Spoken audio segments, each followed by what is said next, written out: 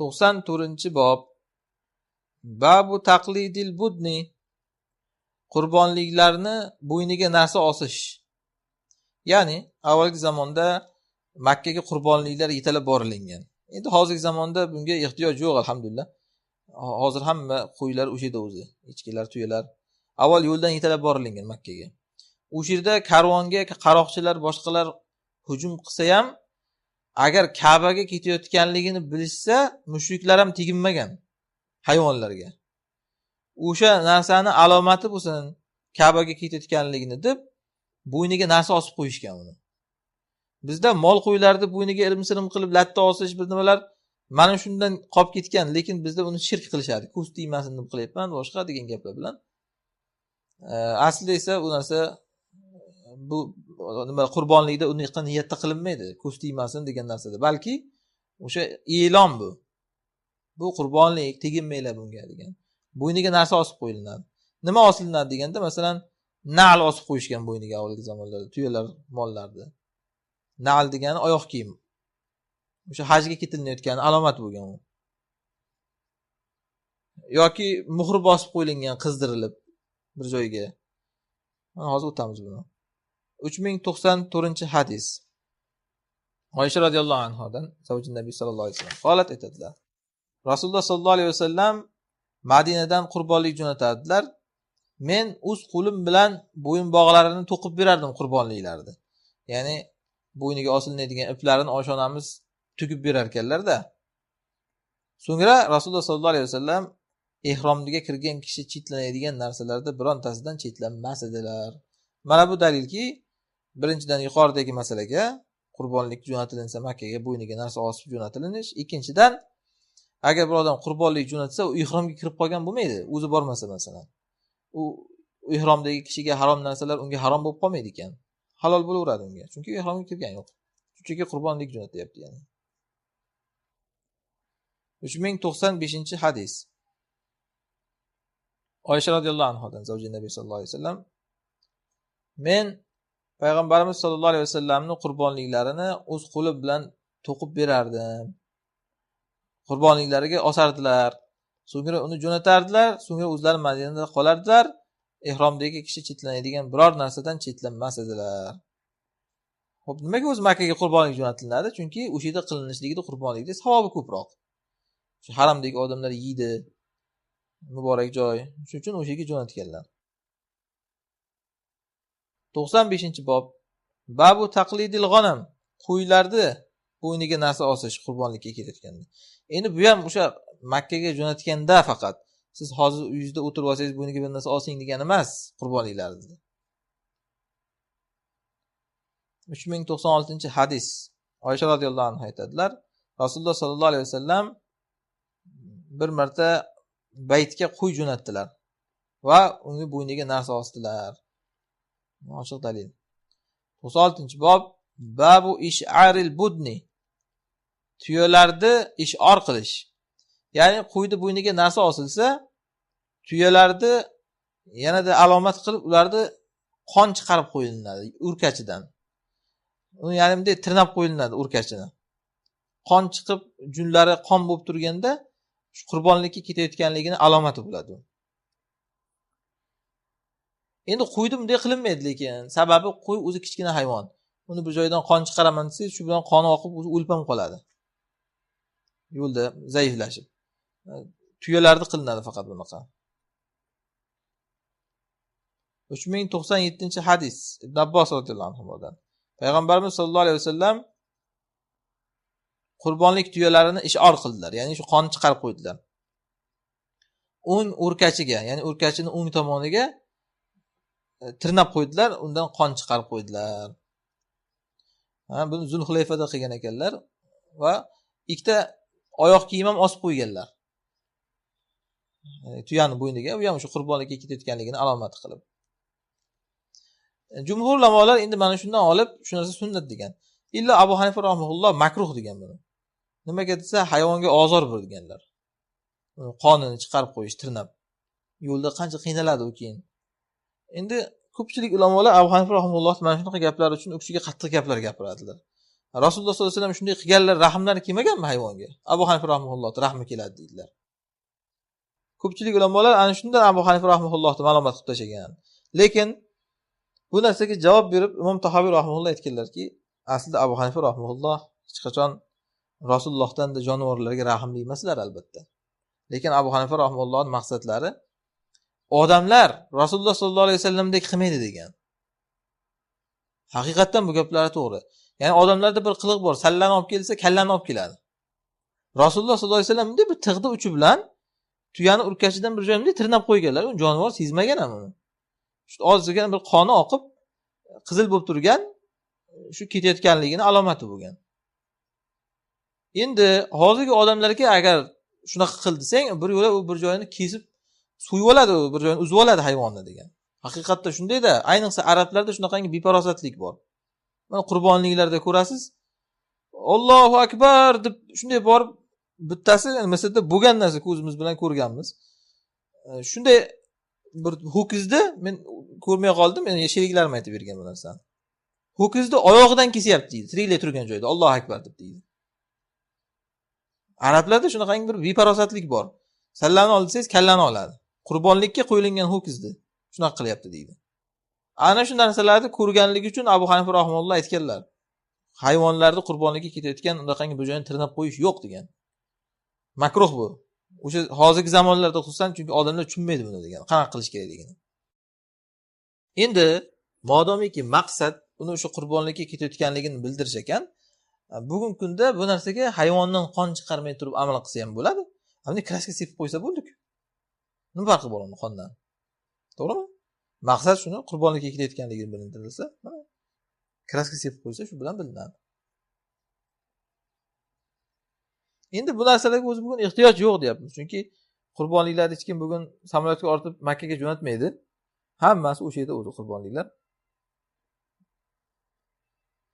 Keyin yo'lda qaroqchi degan narsalar ham yo'q bugun.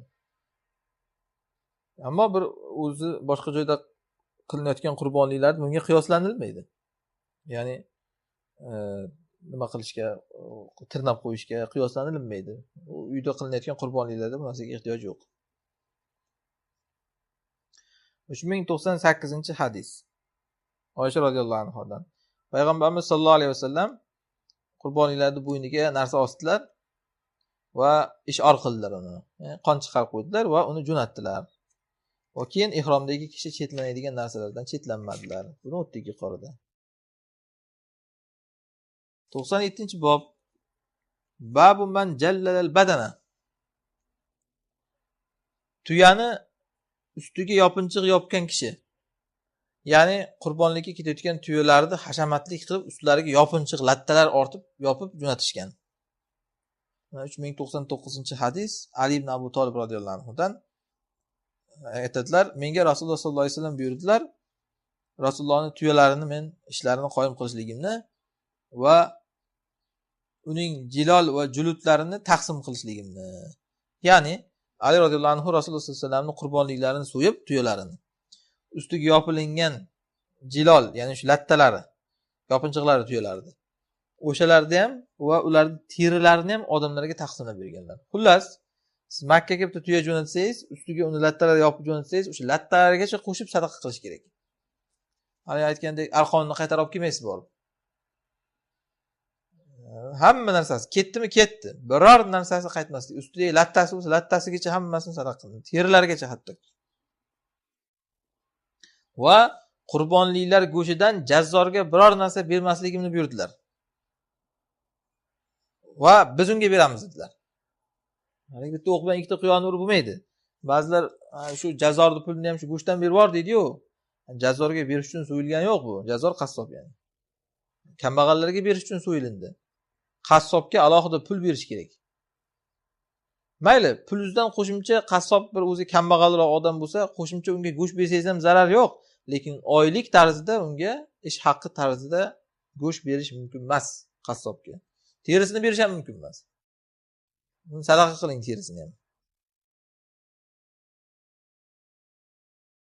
Xullas, Alloh uchun deb chiqqan narsadan hech narsa sizga qaytmasligi kerak, ya'ni.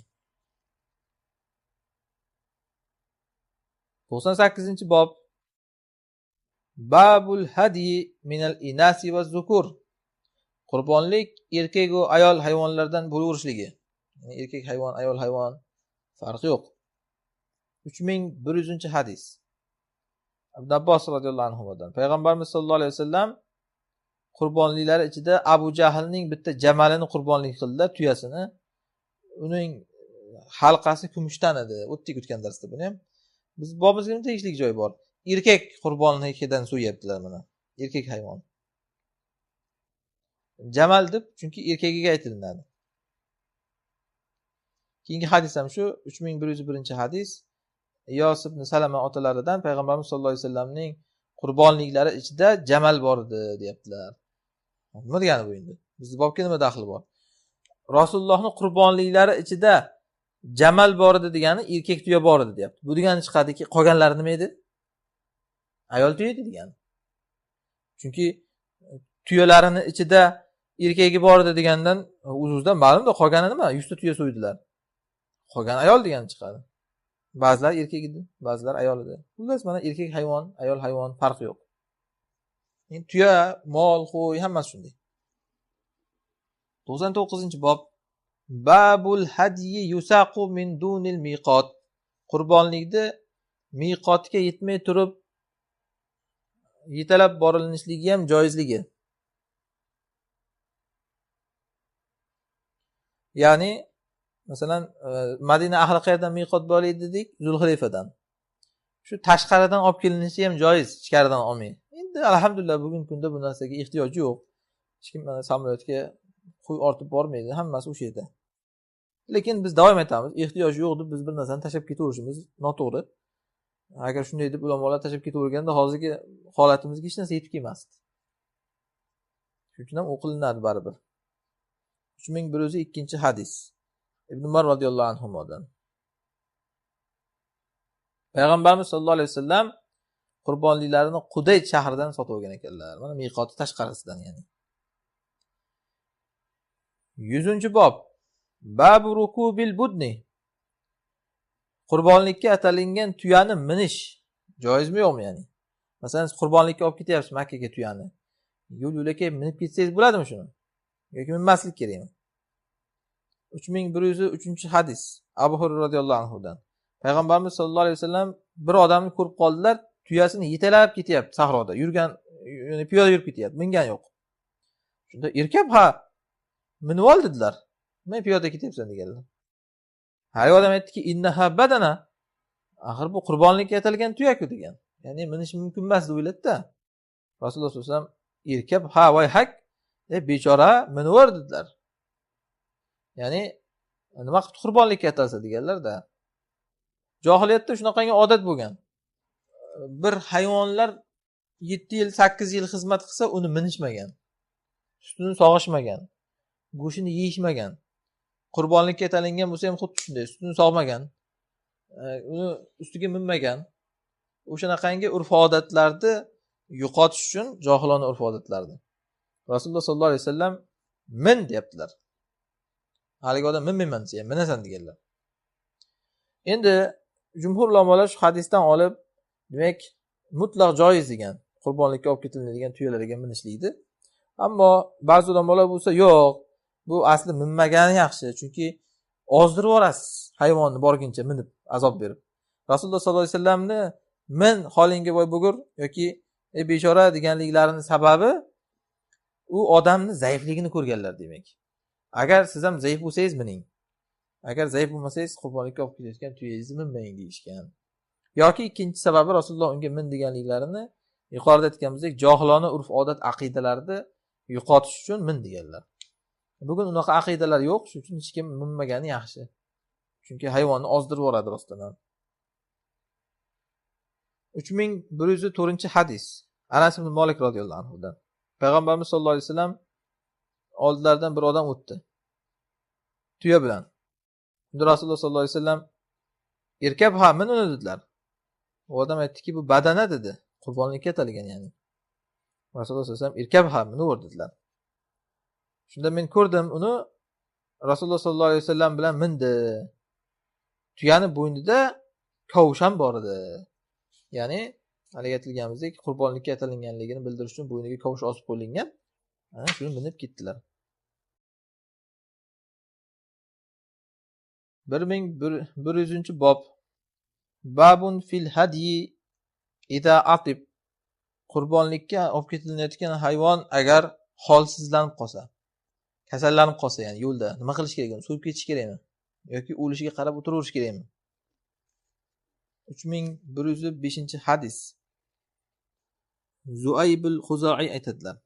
Payg'ambarimiz sollallohu alayhi vasallam u kishi bilan qurbonliklar jo'natgan ekanlar Makka ga, ya'ni. So'ngra aytar ekanlarki, agar ulardan birortasi charchab qolsa yo'lda holsizlanib, unga sen o'lishidan qo'rqsang, so'yib yuboraver deganlar. Lekin yemaydi o'zi.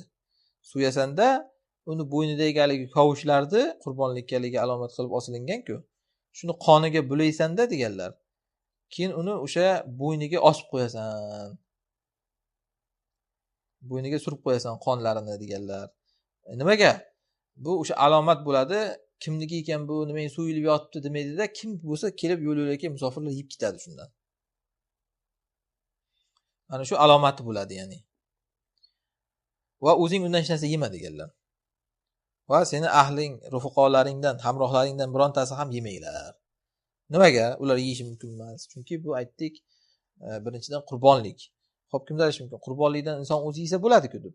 To'g'ri, qurbonlikdan inson o'zi yesa bo'ladi, lekin Makka ga olib ketilayotganidan bunda agar o'zi yesa shubha paydo bo'ladi. O'zi qonni och qolib, bu kasal bo'lib qoldi degan bahona bilan so'yib yubordi degan tuhmat paydo bo'ladi. Ana shu tuhmatni oldini olish uchun o'zi yemaydi. Birovlarga yediradi va shunaqa qilib qoniga belab uni bo'ynidagi kavushlarni tashlab ketadi. O'tgan qaytgan odamlar yeydi. Endi ba'zi ulamor aytganki, agar tashlab ketsa, quruq hayvonlar yeb ketadigan bo'lsa, tashlab ketmaydi. Yoki ashib ketadigan bo'lsa, tashlab ketsa issiqda qolib. Aniq u arab diyorlarida bir kunda ashib ketadi, sazib. Uni tashlab ketmaydi. Tarqatib odamlarga, atrofdagilarga berish kerak deyilgan. Xullas so'yib tarqatib ketiladi. Qayerda? Agar hayvon kasallanib qolsa, o'lishiga qarab o'tirilmaydi. 3100. Endi qurbonlikka o'tadimi bu desa, qurbonlik kunida qilinmagani uchun hukm jihatdan qurbonlikka o'tmaydi, ajr jihatdan o'tadi. Ya'ni ajrini oladi, to'g'ri, lekin hukm jihatdan qurbonlik qilgan bo'lmaydi bu odam. Qodir bo'lsa boshqa qilishi kerak. 3106-hadis. Amr hadisida aytadilar, u kishi payg'ambarimiz sollallohu alayhi vasallamni tuyalarini sohibi bo'lgan ekanlar. Men aytdim, "Ya Rasululloh, tuyalardan birontasi charchab qolsa nima qilay?" dedim. So'yib yubordilar. So'ngra uni haligi bo'ynidagi kavushlarni qoniga belida bo'yniga urib qo'y. U bilan odamlar o'rtasini xoli qo'y, yesinlar. Maqsad yedirish, tashlab ketish emas. Demak, yeydigan odam bo'lsa, tashlab ketish kerak, bo'lmasa topib berib ketish kerak.